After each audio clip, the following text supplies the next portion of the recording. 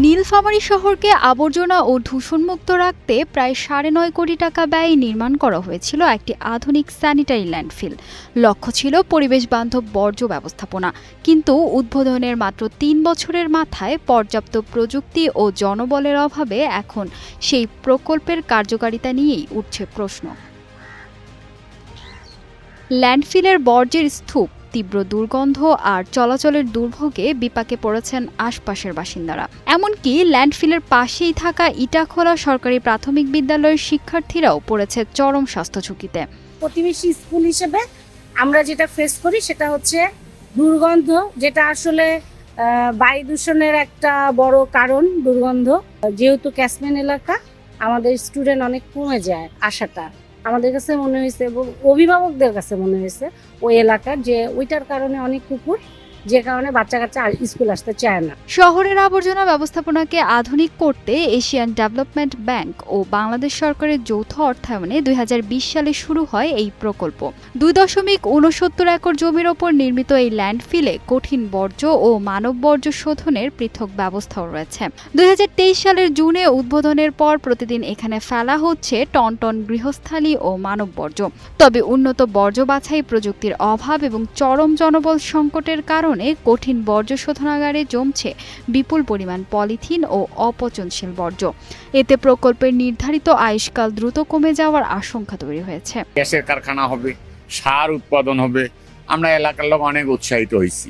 এখানে একটা যাক আমাদের এই গাঁও গ্রামে একটা কর্মসংস্থানের জায়গা হবে, লোকজন পরিমিলি খাবার পাবে। কিন্তু দিনের পর দিন দেখি যে শহর থেকে গাড়ি করে ময়লা নিয়ে এসে আর ফেলায়, ময়লা নিয়ে এসে আর ফেলায়। প্রপার ওয়েতে তারা চালু করতে না পারার কারণে এবং প্রপার রিসাইকেল না হওয়ার কারণে আশপাশে অনেক দুর্গন্ধ অনেক সময় ছড়াচ্ছে এবং প্লাস্টিক অনেক সময় পুড়ে ফেলা হচ্ছে। এটা পরিবেশ অনেক ক্ষতিগ্রস্ত হচ্ছে। সরকার যেহেতু অনেক টাকা খরচ করেছে, দ্রুত গতিতে এটা চালু করা বর্তমান সরকারের জন্য উপযোগী মনে হয়। প্রযুক্তিগত ও কাঠামোগত ত্রুটির কারণে আধুনিক এই ল্যান্ডফিলটি নিয়ে এখন চরম বিপাকে পড়েছে খোদ পৌর প্রশাসনও। নেই কোনো বর্জ্য রিসাইকেলিং বা পুনর্ব্যবহারের আধুনিক ব্যবস্থা।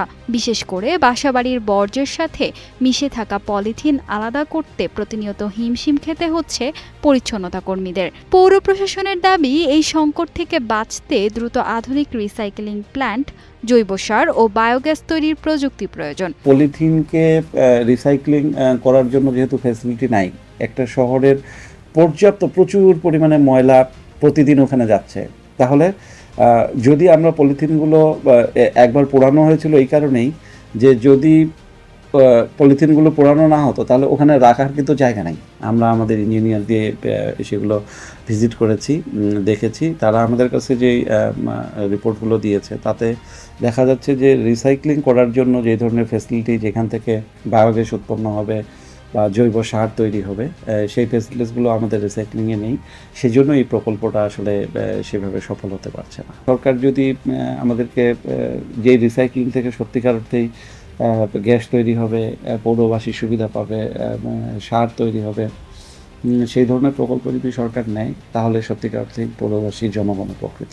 শহরকে পরিচ্ছন্ন ও পরিবেশ বান্ধব রাখতে যে প্রকল্প বাস্তবায়ন করা হয়েছিল, সঠিক তদারকি আর প্রযুক্তির অভাবে সেই প্রকল্পই এখন সাধারণ মানুষের দুর্ভোগের কারণ।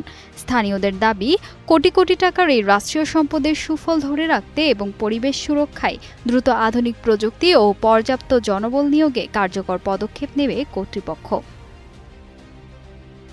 ফাহিমা সুরভি, নিউজ ডেস্ক, গ্লোবাল টেলিভিশন।